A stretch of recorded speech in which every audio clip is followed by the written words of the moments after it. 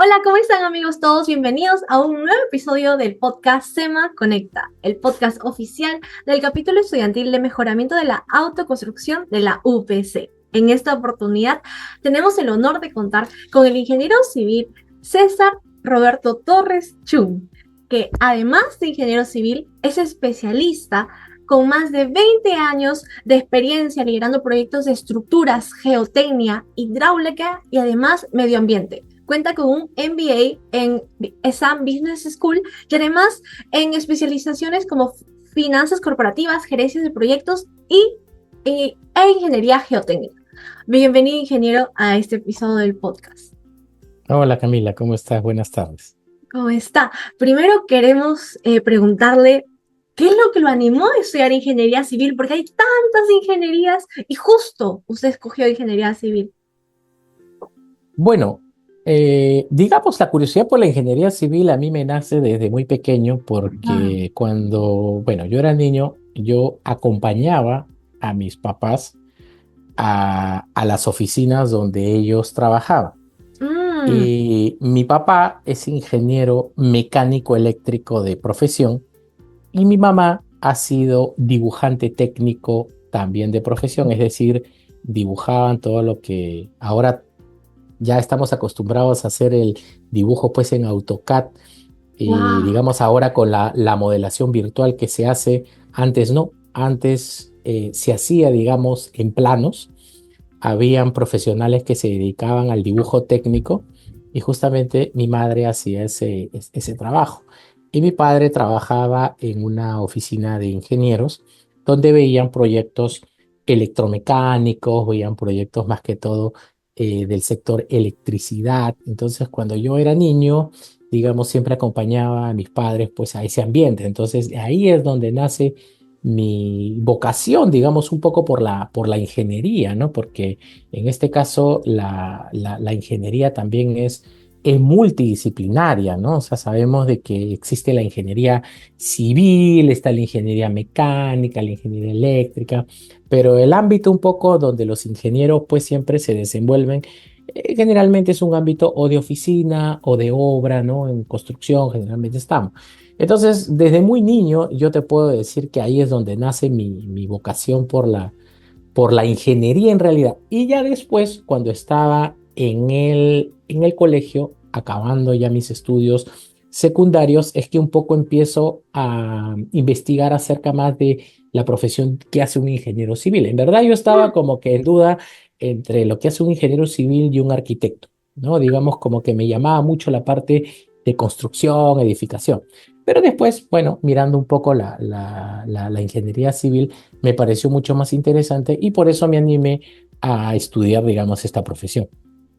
Wow, y coméntenos, ¿le gustaba en el colegio lo que eran las matemáticas, física, los números o cómo iban esa parte de los cursos? Porque dicen que los ingenieros aman los números y que son un poquito malos o que no nos gusta mucho lo que son las letras. ¿Qué tan cierto es esto?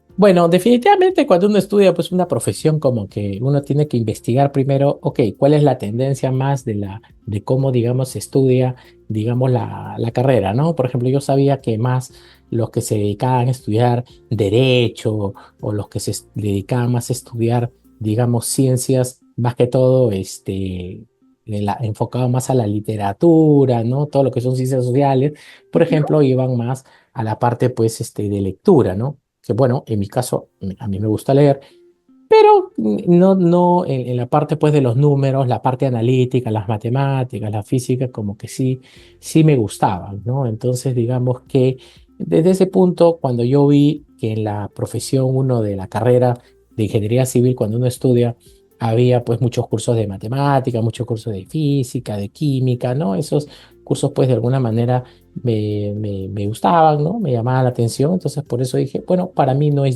creo que sea difícil estudiar una carrera de ingeniería, cosa que para algunos amigos me decían, no, yo carrera de ingeniería no creo que pueda estudiar porque, digamos, es mucho número, mucha matemática, entonces por eso se inclinaban mucho más a una carrera de letras, por decir así. Aunque creo yo que uno, si es que tiene pues la vocación bien clara, cualquier profesión, digamos, que uno elija, si es que es lo que a uno le gusta, se va a desenvolver bien. En mi caso, bueno, no le vi dificultad en esta parte de la matemática, ¿no? De las ciencias básicas que uno necesita pues en sus estudios de ingeniería al inicio de la carrera, ¿no? Claro, y aparte, a lo largo de su profesión, usted se ha enfocado en todo lo que son las ramas de estructuras, geotecnia, hidráulica y medio ambiente. En la universidad, ¿eran esos cursos que le gustaba más o cómo descubrió esa vocación a dirigirse en esas ramas de la ingeniería civil? Sí, en verdad mi especialidad más es ligada a la parte geotécnica y bueno, la empresa donde yo trabajo, digamos, vemos proyectos también hidráulicos. El área de estructuras me gusta, pero no puede decirse que es un campo en el cual yo me he desenvuelto, digamos, ampliamente. O sea, he Ujú. diseñado algunas cosas, conozco las cosas básicas de la parte estructural, pero digamos que mi línea siempre fue la geotecnia. O sea, en la geotecnia es donde yo me he desenvuelto más en mi especialización. He llevado cursos, he llevado también mi especialización también en mi maestría, ¿no? Entonces, prácticamente te puedo decir que de todo lo que es la profesión de ingeniería civil, prácticamente un 70% lo he dedicado más a geotecnia, un 20% a la hidráulica y bueno, el otro 10% a los conocimientos que necesitamos también de la parte estructural, ¿no? Sobre todo para saber cómo es el comportamiento estructural de una estructura como por ejemplo el concreto armado, que se necesita diseñar para algunos tipos de obras específicas,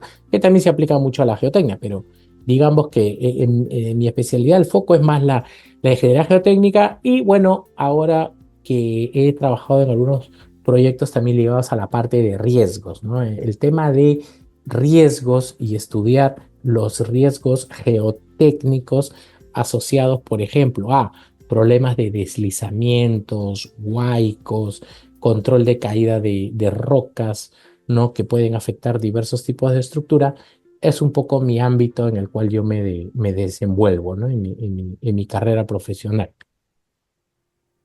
Eso es muy importante lo que se menciona, los riesgos y sobre todo también el estudio de los suelos, porque nuestro país tiene un gran problema que es la construcción informal.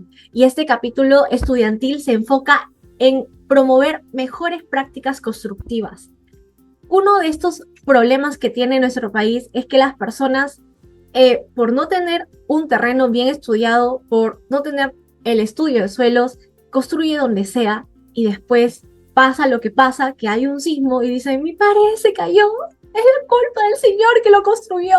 Pero la verdad es que es la culpa de uno mismo. ¿Por qué construyes en una zona que sabes que no has analizado, que no has estudiado, que no has sido un profesional? Desde su experiencia, ingeniero, ¿por qué cree que es tan urgente combatir esta eh, problemática que es la construcción informal en nuestro país?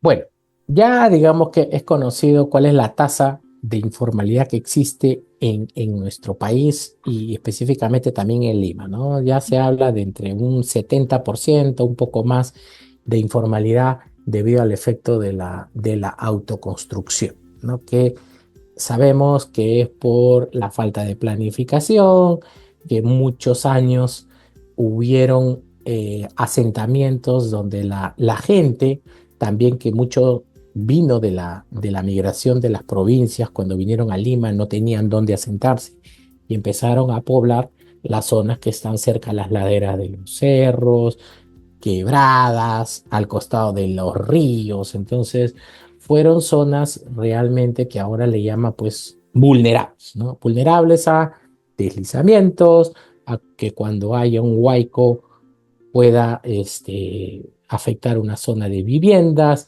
zonas que han invadido lo que se llama la faja marginal, que cuando viene el fenómeno del Niño, el río descarga, desborda y bueno, hay afectación. Entonces, yo creo que, digamos, ante ya esa situación, lo que tenemos que empezar, y creo que ahí hay una labor importante que a través de las universidades se puede hacer, es ya ir creando conciencia en la misma población, porque la población muchas veces por desconocimiento es que empieza a ocupar zonas de alto riesgo.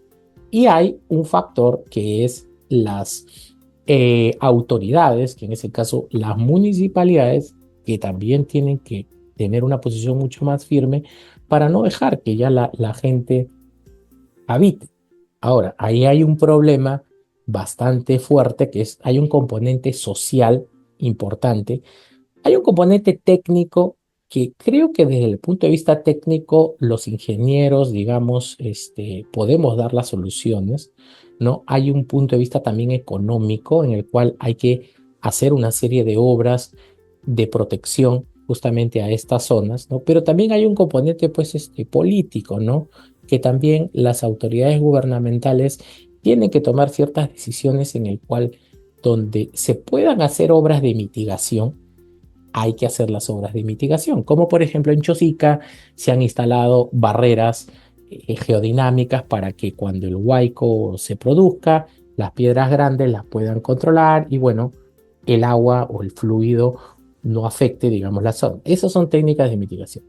Pero hay zonas donde tenemos pues que reubicar, entonces definitivamente ahí ya el Estado tiene que tener un papel mucho más presente y dar alternativas a las personas para que, ok, las personas que estén en zonas de riesgo no mitigable, que son llamados de esta manera, o sea, cuando ya no se puede hacer más Ujú. de mitigar el riesgo, tratar de reubicar. Pero ese es un problema, digamos, bastante complejo, ¿no? Ahora, ¿qué podemos hacer a través, por ejemplo, de las universidades, ¿no? Los estudiantes o los grupos estudiantiles, como por ejemplo ustedes, pueden hacer un trabajo también desde un punto de vista social y técnico en el cual primero, digamos, dar recomendaciones a las poblaciones que están en estas zonas de riesgo, por ejemplo, brindando charlas de qué hacer, por ejemplo, cuando ocurre un sismo y cuál debería ser la actitud o qué cosa debieran hacer esas personas para poder salvaguardar, digamos, su vida. Eso sería, por ejemplo, una actividad. Luego, también a través de trabajos de tesis o los mismos cursos que se dictan, se pueden ir creando también lo que se llaman los mapas de microzonificación o mapas de riesgo para que ya por sectores o zonas, digamos, mucho más, por decir así, puntuales, ir identificando y tal vez hacer algún tipo de convenio entre la municipalidad y la universidad para que se vayan dando algunos tipos de soluciones donde podemos, por ejemplo, ok, yo tengo una zona donde hay deslizamiento. Ok, en esta zona generalmente se hacen las pircas, ¿no? Esta mañana justo vi una noticia de que hubo un derrumbe de unas pircas cuando llueve mucho, generalmente las pircas. Entonces ya, ¿qué podemos hacer? ¿Qué propuesta podemos hacer para que ese tipo de estructura lo podamos hacer de una forma mucho más segura y que también las mismas personas se involucren en eso? Entonces, primero, crear conciencia con la población de que están en una zona de riesgo, pueden estar adoptando algún proceso constructivo que no sea seguro y después hacerle un planteamiento, una propuesta, ¿no? O sea, ¿cuál debería ser la forma como ellos deberían también hacer su construcción, ¿no? Muchas veces pasa que en sectores pues de muy bajos recursos, ¿no? Unos muy pobres, no tienen como muchas veces contratar un ingeniero, ¿no? Pero a ellos creo que hay que también darles ciertas facilidades para adoptar técnicas mucho más seguras, ¿no? Y bueno, ahí hay un tema social que se puede hacer a través de las universidades y dar como una asistencia técnica para esas zonas, ¿no? Pienso que por ahí se puede trabajar, ¿no? Usted mencionó algo muy importante, dar a conocer los riesgos a las personas, sobre todo a esa construcción que ellos van a estar. Pero, por ejemplo, hay una familia que quiere comprar su casa con vista al mar, justo en la Costa Verde, ingeniero, y no tiene ni idea qué es un talud, y no tiene ni idea qué es una estabilización de suelos, y no tiene ni idea qué es una caída de rocas, y que si es posible la caída de rocas, no sabe nada de eso. Pero usted como experto en todo lo que es la parte geotécnica, la parte de estabilización de suelos, ¿qué es lo primero que uno tiene que preguntar antes de comprar un departamento o construir en la Costa Verde para poder asegurarnos que ese terreno que estamos construyendo es seguro y no se va a derrumbar, colapsar, deslizar ante un sismo? Bueno, ya la municipalidad de Lima ya sacó por decir así, una ordenanza municipal en Ujú. el cual te dice de que uno no puede haber un proyecto de construcción por lo menos unos 120 metros del talud. Eso fue, digamos, una ordenanza que salió en el año 2019, ¿no? Que muchos distritos cumplen. Hay algunos distritos que no lo cumplen al 100%, ¿no? En esa parte municipal a veces hay, digamos, ciertas diferencias en la aplicación, digamos, de ese tipo de ordenanza, pero definitivamente lo que toda persona, si quiere estar al costado de un acantilado, de un talud, ¿no? Es que por lo menos la edificación esté alejada del talud. O sea, no es recomendable que la edificación esté muy cerca a zonas de taludes porque pueden ocurrir diversos factores que pueden desestabilizar el talud. Uno es la carga, puede venir lluvias, ¿no? Puede haber erosión. Entonces eso va socavando y va alterando un poco la cimentación de esa edificación, como lo que se puede observar en la Costa Verde. Prácticamente hay zonas donde ya el edificio está casi pegado al acantilado.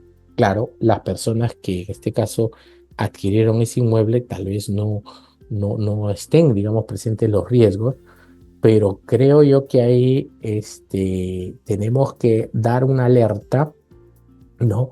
De que en ese tipo de zonas, pues, las personas pueden estar expuestas a estos riesgos, más que todo por la parte del sismo, ¿no? Porque ahí hay una que en ingeniería con respecto al suelo, se confunde, ¿no? Muchas veces en el conglomerado de Lima, que es ese suelo que está en la Costa Verde, Ujú. si bien es cierto, es muy resistente, porque cuando uno le hace los cálculos de capacidad de carga, le saca los ensayos, digamos, para ver los parámetros geotécnicos y geomecánicos de ese suelo, son parámetros buenos, en verdad. Uno dice, ok, la carga, digamos, de este suelo es 5 o 6 kilos por centímetro cuadrado. Pero digamos, si lo vamos a colocar en un talud, ahí hay que ver otros factores, que en el caso que ocurra algún efecto erosivo o lo que está pasando en la Costa Verde, que ya el mismo talud va perdiendo base en algunas zonas, ahí es donde viene el problema de ese material conglomerado, ¿no? Y más si estamos frente al mar, podrían haber agentes desestabilizantes también, como uno es, como dice, que la gente riega de la parte superior y él se va, digamos, socavando. Entonces, ahí también hay que ver ese aspecto, ¿no? Y con respecto a las caídas de rocas, ¿qué tecnologías de la ingeniería se aplican para evitar estos accidentes?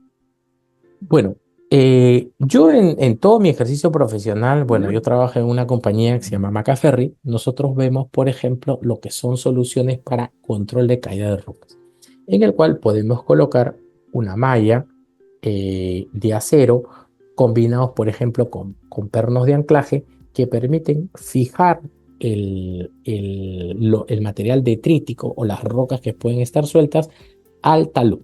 Ahí hay que hacer un diseño geotécnico y hay que hacer un diseño también estructural, ¿no? Para ver que la solución, pues, pueda soportar las cargas. Entonces, digamos que hay esas alternativas, digamos, para poder hacer esas soluciones de estabilización. Por ejemplo, lo que ahora están colocado en la Costa Verde, que son las geomallas, digamos que es un producto que, digamos que si bien puede evitar que el material de menor tamaño pueda caer, ¿no? O sea, pueda caer al vacío, impactar una roca, pero por ejemplo, si ya hay una gran masa de suelo que se va a movilizar, definitivamente esa solución no va a funcionar. Ahí ya se requeriría otra solución, digamos, con mallas, digamos, mucho más resistentes y pernos de anclaje. Wow, ingeniero, eso es lo que muchas personas, incluyéndome a mí, no sabíamos de cómo estabilizar el talud y sobre todo para evitar esas caídas, porque luego del sismo del Día del Padre hubo un Mm, montón de zonas de la Costa Verde que hubo deslizamiento de rocas y las personas tenían que así es. limpiar y ya no podían como que circular normalmente porque no tenían miedo de como que, ¿y si me cae una roca, una piedra, qué hago? O sea, y con la altura que tiene, la velocidad que va a caer, impacta en un carro, es como una mini bomba, pero impacta muy fuerte.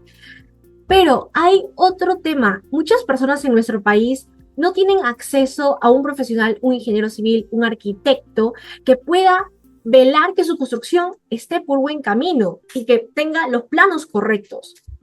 ¿Cómo podríamos acercar la ingeniería formal a las personas de bajos recursos y a las poblaciones vulnerables para que puedan construir de manera formal y también de manera segura?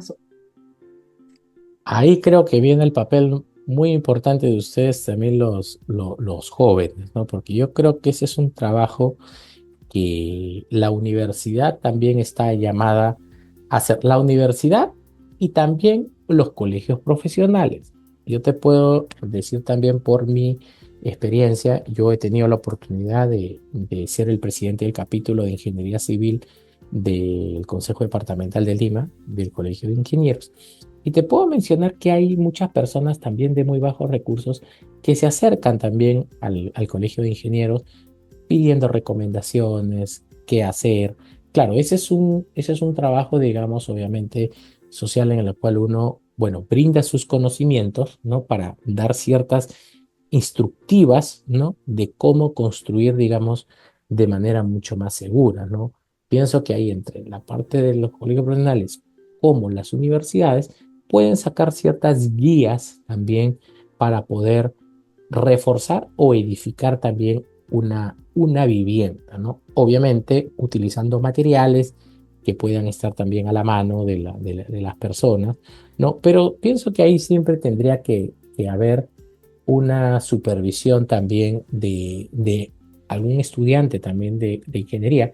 Si bien es cierto, no es aún pues un ingeniero, pero por lo menos puede dar las pautas, ¿no? De cómo hacer un trabajo, digamos, seguro, ¿no?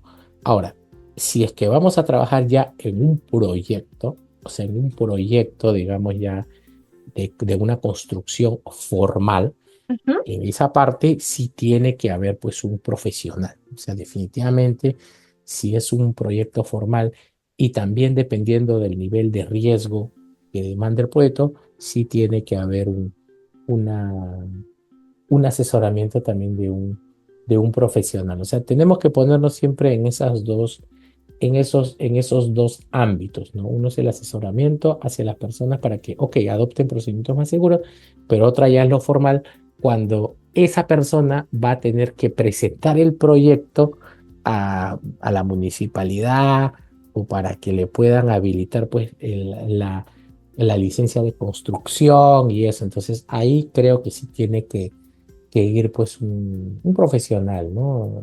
Para que pueda verificar eso, ¿no?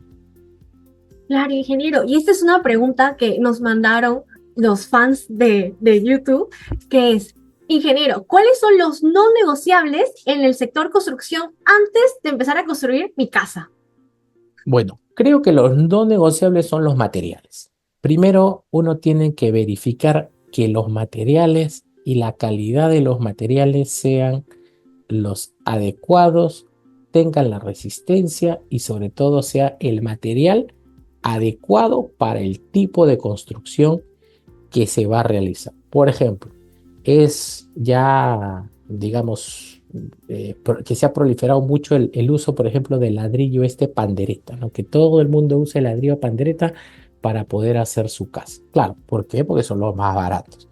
Entonces, la gente tiene que entender ya que ese tipo de unidad de albañilería no es la adecuada para hacer una construcción. Lo mejor sería comprar los otros tipos de unidad de albañilería, que son los ladrillos, los Cinco. huecos, los ladrillos King Kong.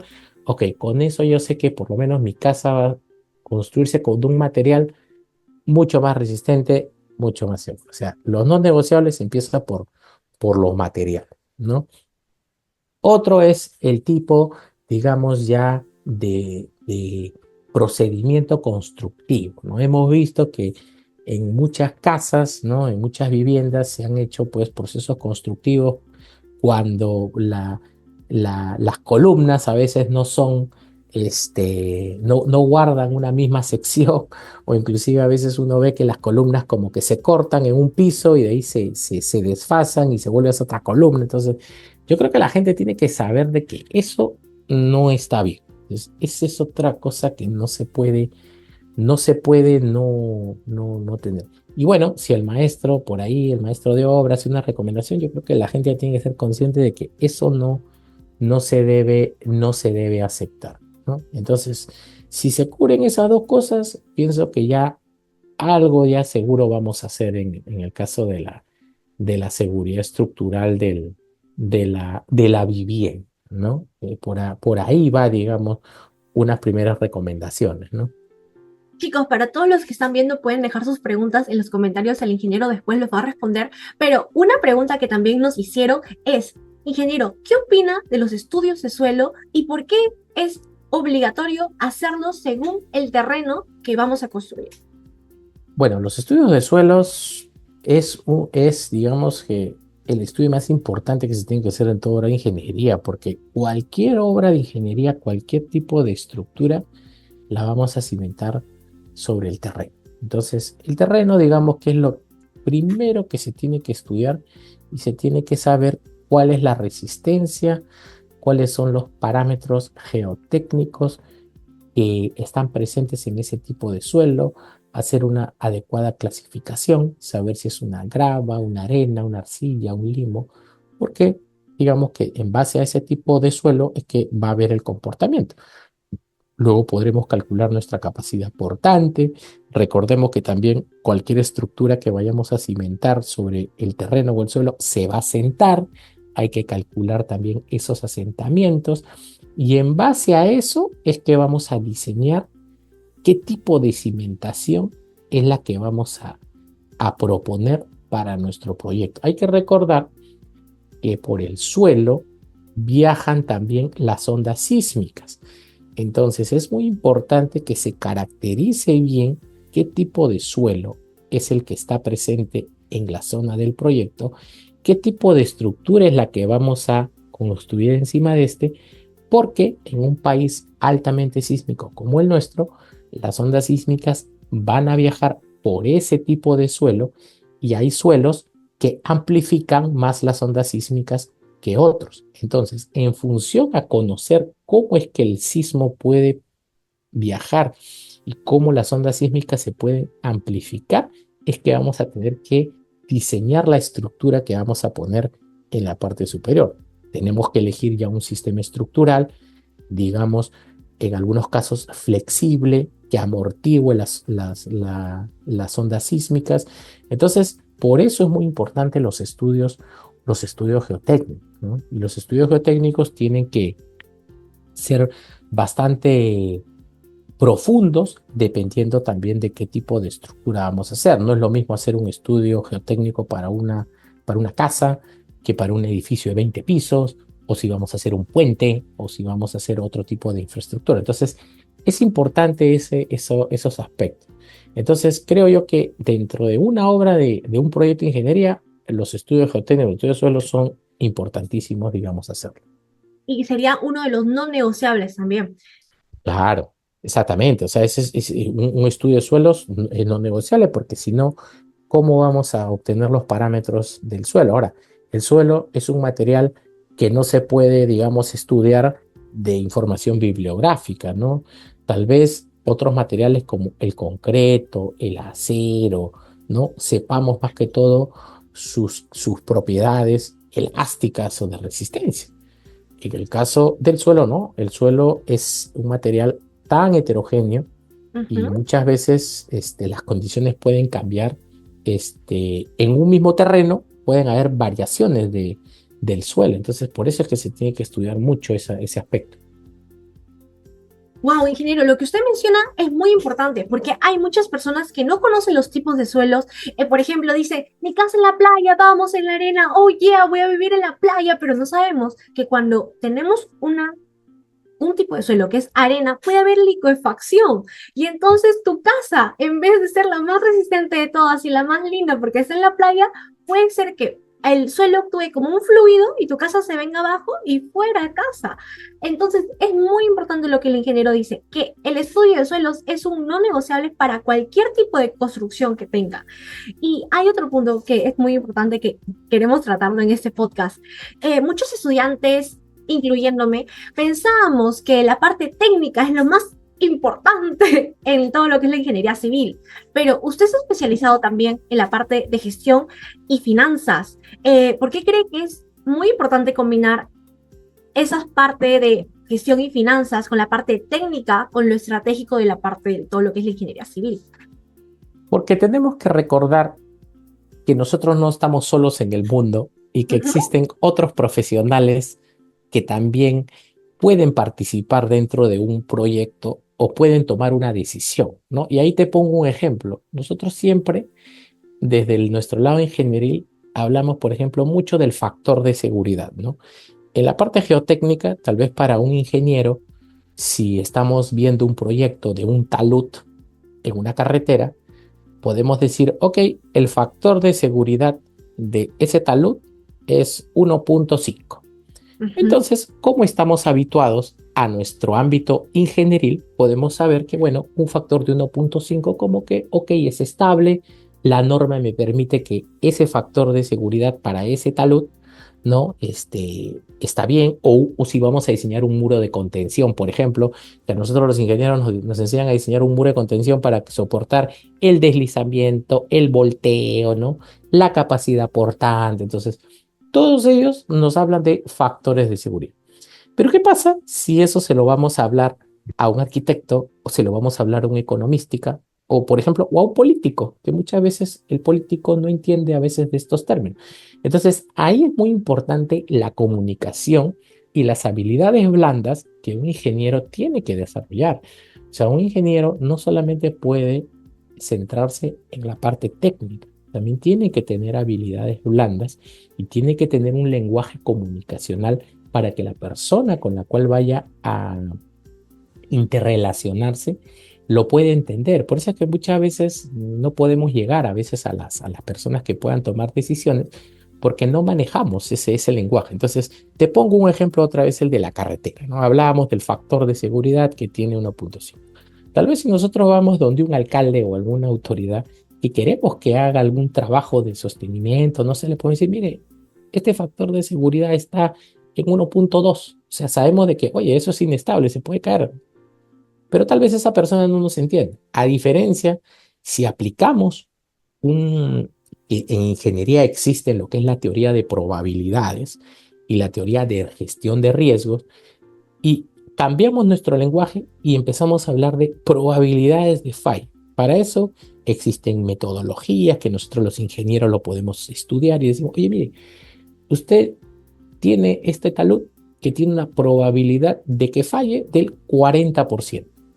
Y si este talud falla, puede generar una pérdida económica de tantos miles de millones de dólares, o tantas personas pueden perder la vida, o los vehículos que pueden circular pueden, digamos, afectarse, o el comercio. Entonces, como que cambiamos el lenguaje.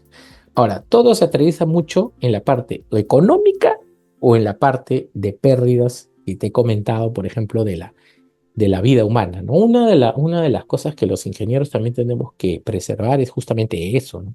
O sea, la seguridad de las personas y que también la infraestructura que vayamos a diseñar sea segura. Pero ahí tenemos que darle un lenguaje, como se dice, más acorde para que inclusive todos lo entiendan, ¿no? O sea, ahí es donde tenemos que tener esas habilidades blandas, ¿no? Para que podamos también llegar y conectar con otras personas que no necesariamente sean ingenieros, ¿no?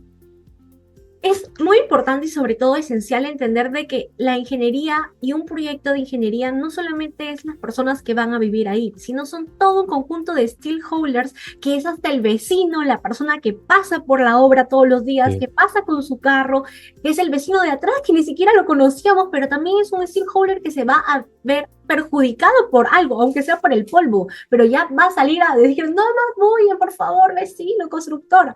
Entonces hay que ser empáticos en esa parte de la ingeniería y muchas veces en la universidad nos enfocamos solamente, vamos a ser los mejores en todo lo que es dinámica estructural, análisis estructural y elementos finitos, pero también hay que ser buenas personas para poder hacer buenos proyectos de ingeniería, porque hay que tener esa empatía con los demás stakeholders y con todos los interesados del proyecto, como usted bien dice.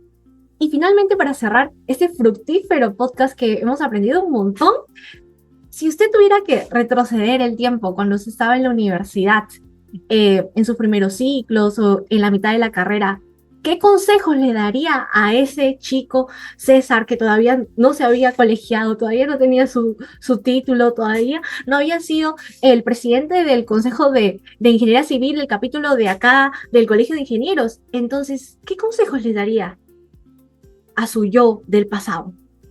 Bueno, creo que tal vez tomado un poquito más de atención algunos cursos, ¿no? Ujú. Que tal vez, como se dice, a veces uno cuando está estudiando, como que los pasa, ¿no? A veces uno pasa los cursos, dice, ya, bueno, lo paso, ¿no? Pero, por ejemplo, hay cursos, pues, muy importantes, ¿no? Como las mismas matemáticas, ¿no? Y yo recuerdo que inclusive luego de estudiar también una especialización Ujú. también de ingeniería geotécnica, volví a llevar, por ejemplo, cursos de ecuaciones diferenciales, Wow. ¿no? El tema de métodos numéricos, que muchos los, eh, los, los llevaba en los ciclos, ¿no? Y entonces yo creo que ahí el estudiante tiene que tomar atención de esos tipos de cursos, ¿no? Porque esos son la base para que posteriormente tenga una formación mucho más sólida, ¿no? Creo que eso, ¿no? Tal vez también, bueno, en la parte social, ¿no? Yo recuerdo que nos enviaban en la universidad, bueno, yo estudié en la Universidad Ricardo Palma, pero nos enviaban también a hacer trabajos a veces de campo, ¿no? Que muchas veces como que uno dice, no, pero este curso, este trabajo no es tan importante, pero yo creo que sí es importante. Entonces, creo que mi consejo para todos los estudiantes que aprovechen cada curso. Cada curso es importante. Hasta el curso más insignificante que uno diga, pucha, pero este curso ¿para qué me va a servir? Yo creo que es un curso que al final puede ayudar siquiera a aportar en la formación profesional, ¿no? Bueno, yo de mi experiencia también profesional y académica, yo empecé a trabajar también muy joven, yo empecé a laborar inclusive antes de acabar la universidad. Wow. Entonces eso me hizo un poco como que ya los tiempos míos para actividades tal vez extracurriculares como irse con los amigos, eso como que fue muy limitado, porque yo tenía ya que entre que trabajar y estudiar y bueno, como que uno tiene que dividirse más en sus tiempos, ¿no?